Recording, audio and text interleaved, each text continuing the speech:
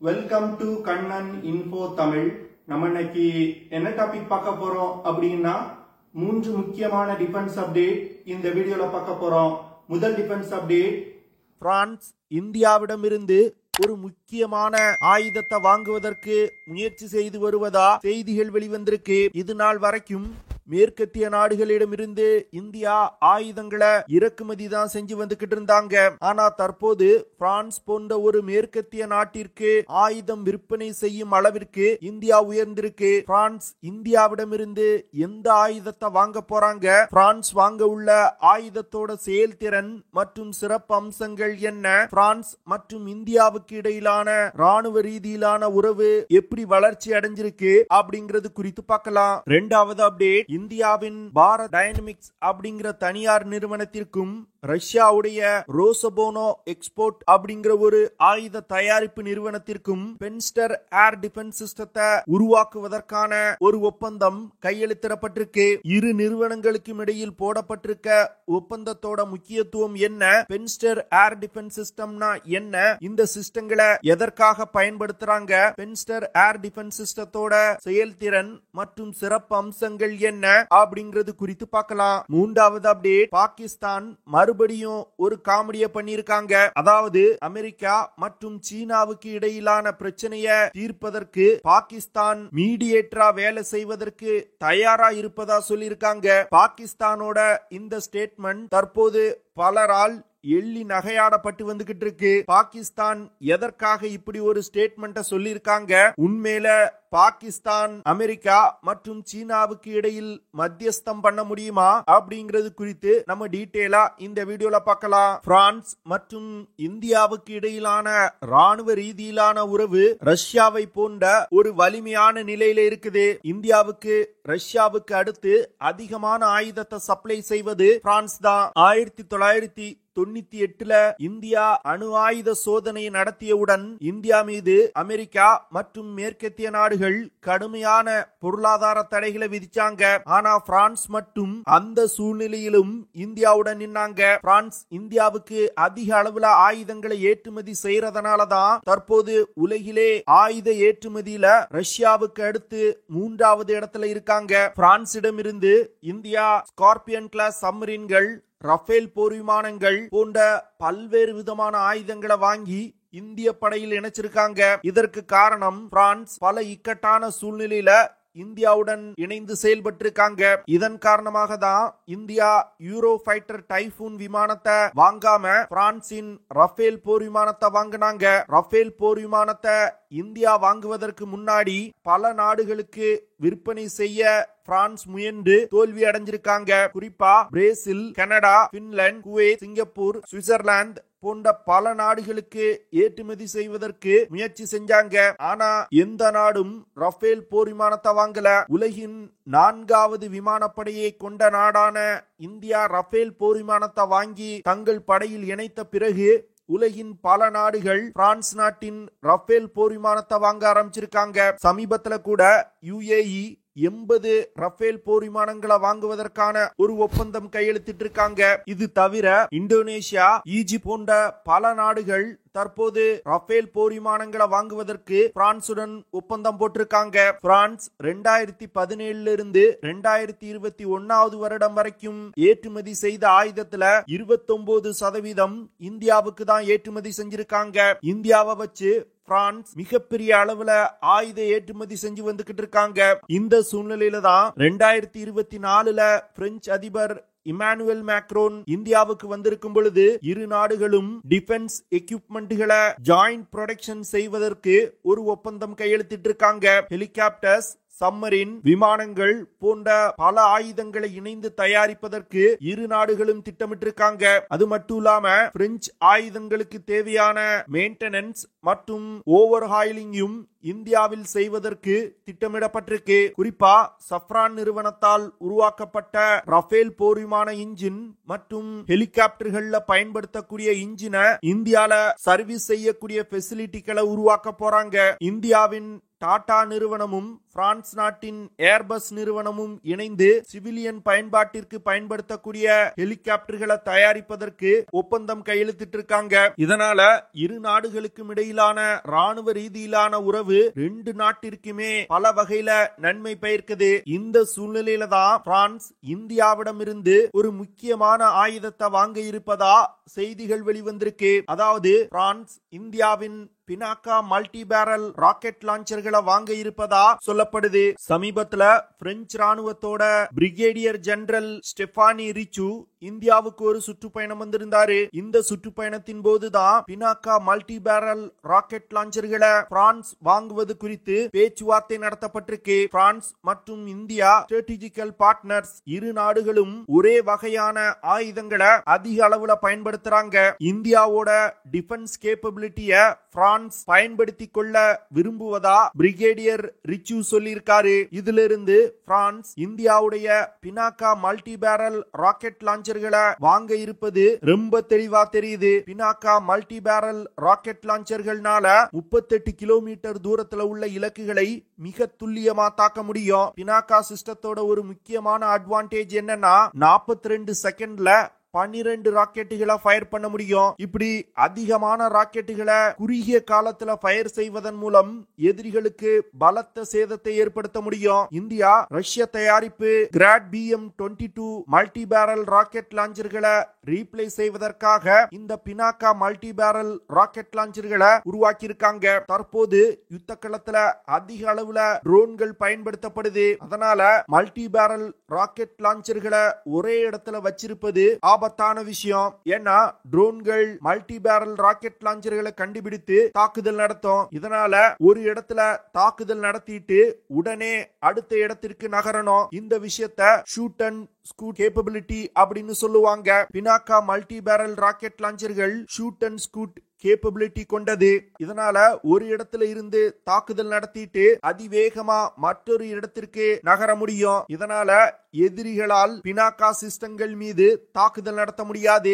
அர்மீனியா தான் முதல்ல இந்தியாவின் பினாக்கா மல்டி பேரல் ராக்கெட் லான்ச்சர்களை வாங்கினது. அர்மீனியா அசர்பைஜானுக்கு எதிராக பினாக்கா மல்டி பேரல் ராக்கெட் லான்ச்சர்களை பயன்படுத்துவதற்காக வாங்கியிருக்காங்க. இந்த பினாக்கா மல்டி பேரல் ராக்கெட் லான்ச்சர்களை இந்தியா 1999 நடந்த கார்கில் யுத்தத்துல பயன்படுத்தி இருக்காங்க. கார்கில் யுத்தத்துல உயரமான மலைப்பகுதியில இருந்த பாகிஸ்தான் ராணுவ போஸ்டுகள் மீது தாக்குதல் நடத்துவதற்கு இந்த சிஸ்டங்களை இந்தியா பயன்படுத்தி இருக்காங்க. பினாக்கா அப்படின்னா சிவன் கையில் இருக்கக்கூடிய வில் அப்படின்னு அர்த்தம். ஒரு complete Pinaka multi barrel rocket launcher system அப்படிங்கிறது 6 லான்ச்சர்கள், 6 லோடர் ரீப்ளேஸ்மெண்ட் வெஹிக்கிள்கள், 2 கமாண்ட் அண்ட் கண்ட்ரோல் போஸ்ட் வெஹிக்கிள்கள், ஃபயர் கண்ட்ரோல் கம்ப்யூட்டர்ஸ், டிச்கோர் MET ரடார் சிஸ்டம் போன்ற பல விஷயங்கள் இணைந்தது. பினாக்கா மல்டி பேரல் ராக்கெட் லான்ச்சரோட ஒரு லான்ச்சர்ல 12 ராக்கெட்டுகள் இருக்கும். இந்த 12 ராக்கெட்டுகளையும்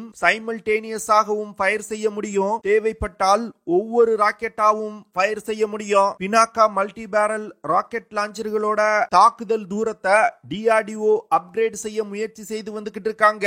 அந்த வகையில தற்போது 60 முதல் 90 கிலோமீட்டர் தூரத்துல உள்ள இலக்குகளை தாக்கும் வகையில இந்த சிஸ்டங்களை DRDO டெவலப் செய்து வந்துகிட்டு இருக்காங்க. இது தவிர கைடட் பினாக்கா வேரியண்டையும் DRDO டெவலப் செஞ்சு வந்துகிட்டு இருக்காங்க. இந்த guided Pinaka multi barrel rocket லான்ச்சர்கள்னால 70 முதல் 90 கிலோமீட்டர் தூரத்துல உள்ள இலக்குகளை மிக துல்லியமா தாக்க முடியும். பினாக்கா மல்டி பேரல் ராக்கெட் லான்ச்சர்களை இந்தியாவுடைய ஹைமாஸ் அப்படின்னு சொல்றாங்க. முன்னாடிலாம் இந்தியா மட்டுமே மற்ற நாடுகளிடம் இருந்து அதிக அளவுல ஆயுதம் இறக்குமதி செஞ்சு வந்துகிட்டு இருந்தாங்க. உலகத்துல ஆயுத இறக்குமதியில இந்தியா 2வது இடத்துல இருந்தாங்க. ஆனா தற்போது வல்லரசு நாடுகளுக்கே இந்தியா தற்போது ஆயுதம் ஏற்றுமதி செய்யும் நிலைக்கு உயர்ந்திருக்காங்க. வரும் காலத்துல இந்தியாவுடைய ஆயுத ஏற்றுமதி அசுர வளர்ச்சி அடையும் அப்படின்னு டிஃபென்ஸ் எக்ஸ்பர்ட் சொல்றாங்க. France Pinaka multi barrel rocket லான்ச்சர்களை வாங்க போற விஷயம் இந்தியாவுடைய டிஃபென்ஸ் இண்டஸ்ட்ரிக்கு ஒரு மிகப்பெரிய பூஸ்ட் கொடுக்கும் அப்படின்னு டிஃபென்ஸ் எக்ஸ்பர்ட் சொல்றாங்க. அடுத்து இந்தியாவுடைய பாரத் டைனமிக்ஸ் அப்படிங்கிற நிறுவனத்திற்கும் ரஷ்யாவுடைய ரோசபோனோ எக்ஸ்போர்ட் அப்படிங்கிற நிறுவனத்திற்கும் இடையே பான்ஸ்டர் ஏர் டிஃபென்ஸ் மிசைல் கன் சிஸ்டத்தை தயாரிப்பதற்கான ஒரு ஒப்பந்தம் கையெழுத்திடப்பட்டிருக்கு. இந்த பான்ஸ்டர் ஏர் டிஃபென்ஸ் சிஸ்டம் இந்தியாவுக்கு அதிக அளவுல தேவைப்படுது. இந்த ஏர் டிஃபென்ஸ் சிஸ்டங்கள் பிரத்யேகமா இந்திய ராணுவத்தோட மெக்கனைஸ் ஃபார்மேஷன் அப்படின்னு சொல்லப்படும் டேங்குகள், பீரங்கிகள் போன்றவற்றை ஒரு இடத்துல இருந்து இன்னொரு இடத்துக்கு நகர்த்தும் பொழுது எதிரிகளின் விமான மற்றும் மிசைல் தாக்குதலில் இருந்து பாதுகாப்பதற்கு பயன்படுத்தப்பட உள்ளது. இந்த ஏர் டிஃபென்ஸ் சிஸ்டங்கள் ஹை த்ரெட் என்விரான்மெண்ட்லயும் மிக சிறப்பா செயல்படும் அப்படின்னு டிஃபென்ஸ் எக்ஸ்பர்ட் சொல்றாங்க.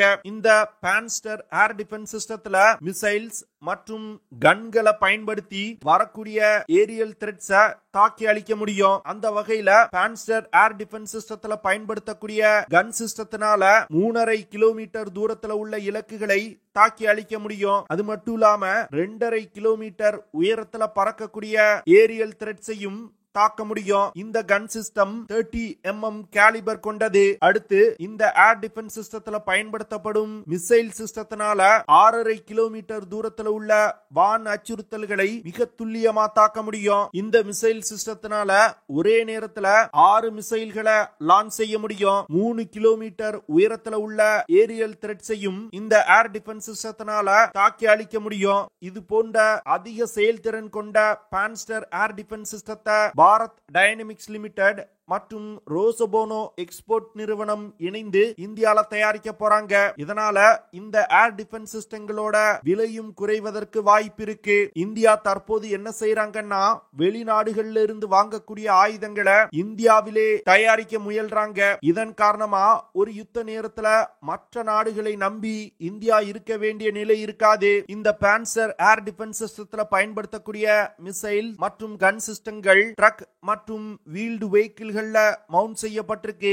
அதனால ஒரு இடத்துல இருந்து இன்னொரு இடத்திற்கு இந்த ஏர் டிஃபென்ஸ் சிஸ்டங்களை மிக எளிதா மாற்ற முடியும். இதன் காரணமாக நமது மெக்கனைஸ்ட் போர்சஸ் ஒரு இடத்துல இருந்து இன்னொரு இடத்துக்கு நகரும் பொழுது இந்த ஏர் டிஃபென்ஸ் சிஸ்டங்கள்னால ஏர் டிஃபென்ஸ் கொடுக்க முடியும். அடுத்து பாகிஸ்தானோட காமெடி செய்திக்கு வரலாம். பாகிஸ்தானுடைய யுஎஸ் அம்பாசிடர் ரிஸ்வான் சையத் ஷேக் சமீபத்துல ஒரு பேட்டி கொடுத்திருந்தாரு. அந்த பேட்டியில சீனா மற்றும் அமெரிக்காவுக்கு இடையில் ஏற்பட்டிருக்க பிரச்சனைக்கு நாங்க மீடியேட் செய்ய தயாரா இருப்பதா அவங்க சொல்லியிருக்காங்க. அதாவது அமெரிக்கால ட்ரம்ப் எலெக்ஷன்ல ஜெயிச்சு அடுத்த அதிபராக போற அவரோட விக்டரி ஸ்பீச்ல கூட சீனாவை கடுமையா தாக்கி பேசியிருக்காரு. இதிலிருந்து ட்ரம்போட ஆட்சி காலத்துல சீனா மற்றும் அமெரிக்காவுக்கு இடையிலான உறவுகள் ரொம்ப மோசமான நிலைக்கு செல்லும் அப்படின்னு எதிர்பார்க்கப்படுது. அமெரிக்காவும் சீனாவும் தாய்வான் பிரச்சனை, south China C, belt and road initiative போன்ற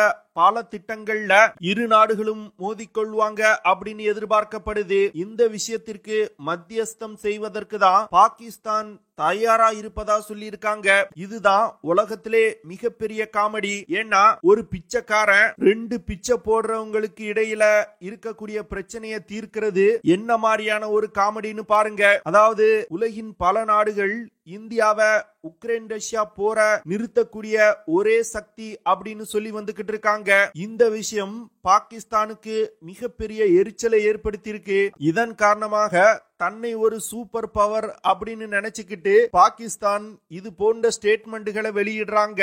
பாகிஸ்தான் அமெரிக்கா மற்றும் சீனாவுக்கு இடையில் மாட்டிக்கொண்டிருக்கக்கூடிய ஒரு நாடா இருக்குது. சீனாவுடன் Pakistan China Pakistan economic corridor திட்டம் போன்ற பல இன்ஃப்ராஸ்ட்ரக்சர் வேலைகள்ல இணைந்து செயல்படுறாங்க. அது மட்டும் இல்லாம பல சீன ராணுவ உபகரணங்களை வாங்கி தற்போது பாகிஸ்தான் பயன்படுத்த ஆரம்பிச்சிருக்காங்க. பாகிஸ்தான் கொஞ்சம் கொஞ்சமா அமெரிக்காவை விட்டு விலகி பாகிஸ்தான் முந்தைய காலத்துல அமெரிக்காவுடன் நெருங்கிய நட்புறவை கொண்டிருந்தாங்க. தற்போது அமெரிக்காவை விட்டு விலகி சீனாவுடன் இணைஞ்சிருக்காங்க. இந்த விஷயம் அமெரிக்காவுக்கு பாகிஸ்தான் மீது மிகப்பெரிய சந்தேகத்தை ஏற்படுத்தி இருக்கு. அது மட்டும் இல்லாம பொருளாதார ரீதியா பாகிஸ்தான் மிகவும் ஒரு பின்தங்கிய நிலையில இருக்காங்க.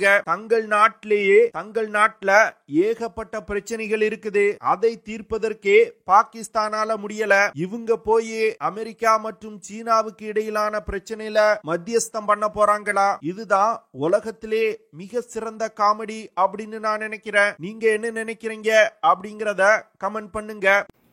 ஓகே ஃப்ரெண்ட்ஸ், நம்ம வீடியோவோட நிறைவு பகுதிக்கு வந்துட்டோம். இதெல்லாம் தான் நான் உங்ககிட்ட ஷேர் பண்ணணும் அப்படின்னு நினைச்ச விஷயங்கள். ஐ ஹோப் நான் ஷேர் பண்ண விஷயங்கள் உங்களுக்கு பிடிச்சிருக்கும்னு நினைக்கிறேன். அப்படி பிடிச்சிருந்துச்சுன்னா ஷேர் பண்ணுங்க, லைக் பண்ணுங்க, கமெண்ட் பண்ணுங்க. மறக்காம நம்ம சேனலுக்கு சப்ஸ்கிரைப் பண்ணுங்க. See you in the next video. Jai Hind.